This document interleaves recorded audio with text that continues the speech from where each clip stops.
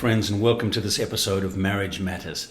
Today we're going to talk about dying, draining, and dream marriages. Let's start with the negative.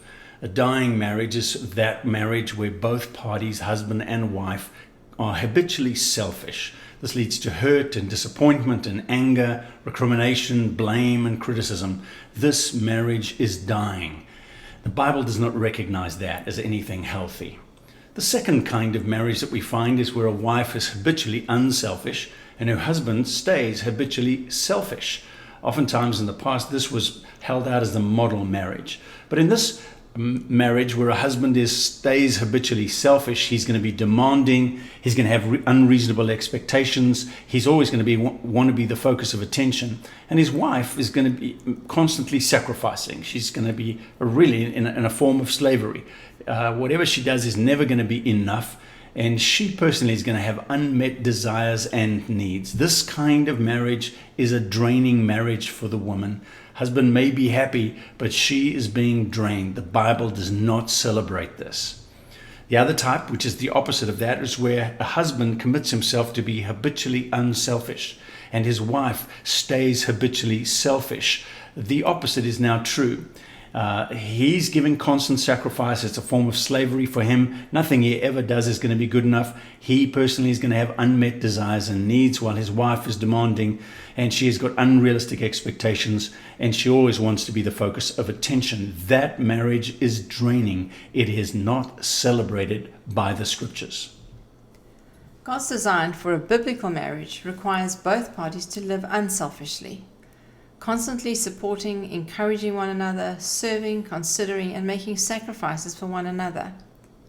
For men in the New Testament, it defines this as a place of a man unselfishly laying down his life for his wife in sacrificial love, being considerate to her, being respectful of her, and being gentle with her. Biblical wisdom for women speaks about intentional submission, purity, having a peaceful and quiet spirit, and that does not mean a timid personality, and being gentle. A few thoughts on biblical submission. Everything God asks or requires of us is for our freedom. It's never to limit us, but rather to give us a greater authority in what we're called to, as well as spiritual protection. Don't believe the lie that submission is not for you or that it's something old-fashioned. Submission aligns us with the kingdom way. Your submission to an unselfish husband who is laying his life down for you is what the Bible celebrates. So to recap, when you have both husband and wife who commit themselves to habitually be selfish, that marriage is dying. When you have either one of the spouses who commit themselves to being selfish while allowing their spouse to be unselfish, those marriages are draining.